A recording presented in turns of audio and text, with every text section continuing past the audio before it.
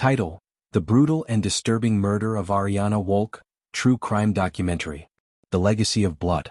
Before we begin this one, make sure you're subscribed, because after you hear what happened to Ariana Wolk, you'll never look at kindness the same way again. And if you think you've heard it all, trust me, you haven't. July 3, 2020. Denver, Colorado. The sun had barely set when a panicked voice broke through a 911 dispatcher's headset. The caller's words were shaky, uncertain. He had just found his friend dead. The dispatcher's training took over, but even her calm tone couldn't hide the dread in her voice as she asked, "Sir, what happened?" The man hesitated. Then, in a low, trembling whisper, he said, There's blood everywhere." When police arrived at North Oneida Street, Unit 7B, they found a scene that was both chaotic and eerily quiet. A single mother, 40-year-old Ariana Wolk, lay lifeless on the floor of her small bedroom, just steps away from her closet. The floor was slick with blood. Paramedics could only confirm what everyone in the room already knew: Ariana was gone. She had been stabbed almost 20 times. Most wounds were in her back and neck. The brutality was personal, frenzied. The kind of rage that usually comes from someone who knows their victim. Detectives noted something strange immediately: a blood trail leading out of the bedroom, cutting through the living room, then into the kitchen. In the sink, a folding knife. Its blade was still wet. And on the faucet, fresh smears of blood. Someone had tried to wash their hands. Ariana's friend, the man who discovered her body, was barely holding himself together. He told police he'd been staying there for a few days to help her stay sober. She'd struggled with alcohol and he was trying to support her. That day she was supposed to meet her boyfriend for a barbecue. Her young son was with family, thankfully spared from what happened inside that apartment. She was happy earlier, the friend said. Like, genuinely happy. But somewhere between daylight and darkness, something went terribly wrong. The first real clue came from the neighbors.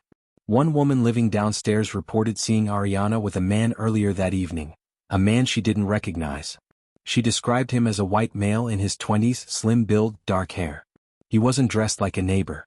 More like someone passing through. The same neighbor also remembered something even more chilling. At around 8:45 p.m., that same man knocked on her door. He seemed nervous, maybe even scared. He told her that Ariana was acting strange, that she might hurt herself, and he wanted someone to check on her. But 30 minutes later, that same man was seen again, shirtless, lingering near the back of the apartment complex. And 15 minutes after that, Ariana's body was found. Detectives started with the obvious suspect, Ariana's boyfriend, Patrick. Their relationship had been volatile. He'd been arrested only months before for domestic violence. At the time of Ariana's murder, he was out on pretrial release, wearing a court-ordered ankle monitor. It wasn't hard to imagine him losing his temper again. When detectives interviewed Patrick, he seemed cooperative, but detached. He admitted that he'd seen Ariana earlier that day at a Walgreens. She was intoxicated, he said, and in the company of a younger man, someone he didn't know. She was with this kid, Patrick recalled.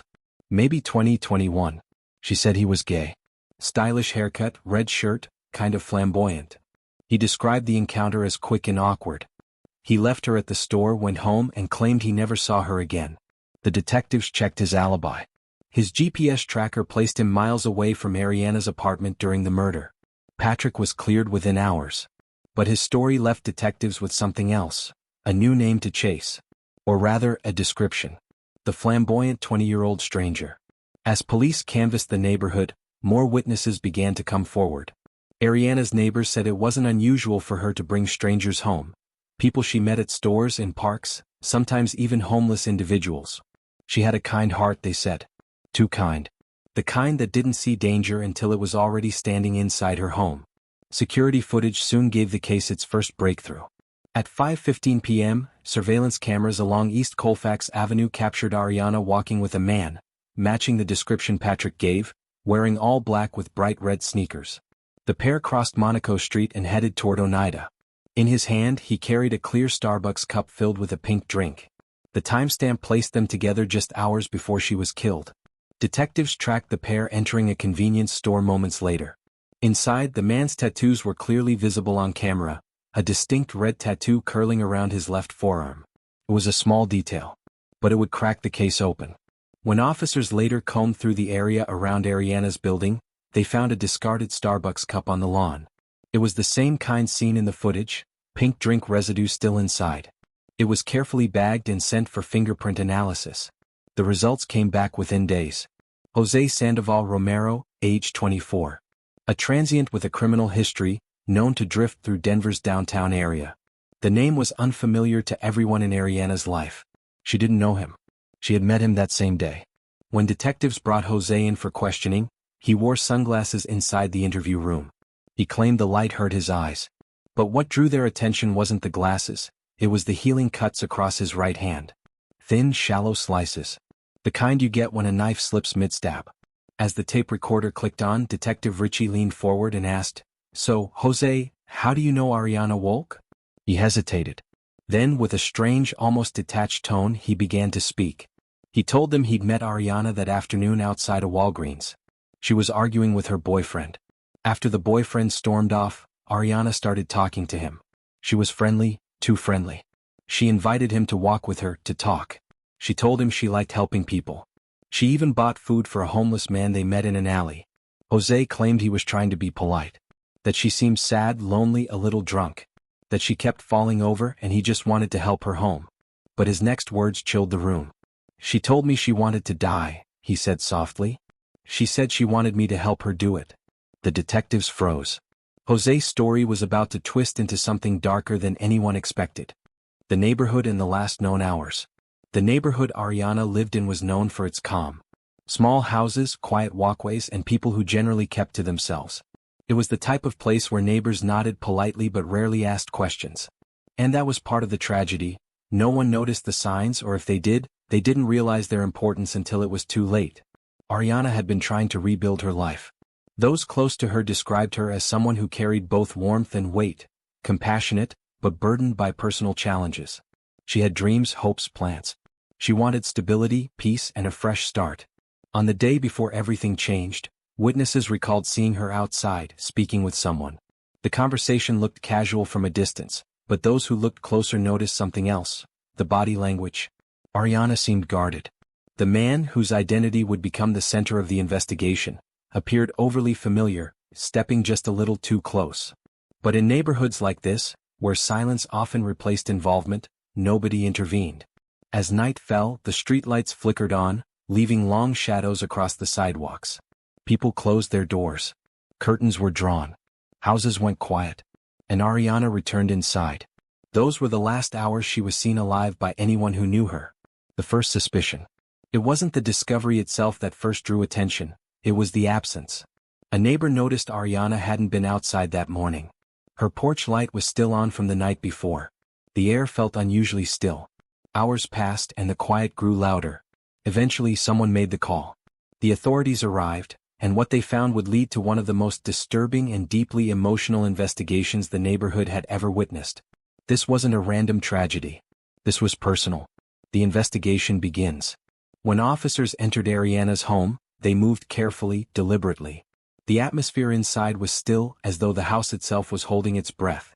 The curtains were partially drawn, and a single lamp flickered softly in the corner. It didn't look like the scene of chaos. It looked like someone had tried to make everything appear normal. But something was wrong. The responding officers secured the scene and began documenting everything. The placement of objects, unlocked doors, subtle details that might have otherwise gone unnoticed. It was the first step in what would become an intense and emotionally heavy investigation. Neighbors gathered outside in small clusters, whispering, speculating, repeating the same question over and over. Who would do something like this? The search for clues. Investigators began piecing together the timeline of Ariana's final hours. They spoke to her neighbors, friends, anyone who had recently seen or spoken to her. One conversation stood out. A neighbor recalled the man Ariana had been speaking with the previous evening, the one who stood too close. He was described as someone who didn't quite fit in with the neighborhood. Someone who seemed restless, on edge, as though he was carrying something heavy inside him. This man became the first lead. Detectives worked quickly to identify him. They checked local databases, recent contacts, prior incidents, anything that could link him to Ariana. And soon they had a name. It was someone she knew. Someone who had once been part of her life. This wasn't a stranger. Patterns began to emerge. As investigators dug deeper, they uncovered pieces of Ariana's past, challenges she had faced, people she had tried to distance herself from, and attempts she had made to start over. There were messages, old conversations, encounters that suddenly took on new meaning. A pattern formed. This was not a random act. It was rooted in history, in connection, trust, and betrayal. The case had shifted from speculation to motive. And now the focus narrowed. The community reacts. The news spread quickly throughout the neighborhood and then across the city. Friends, acquaintances, and even those who had only seen Ariana in passing felt the weight of what had happened. People asked themselves whether they could have done something, spoken up, checked in, reached out. It was a reminder of how quiet suffering can exist right in front of us, unseen. Ariana's story was no longer just a tragedy. It was becoming a reflection.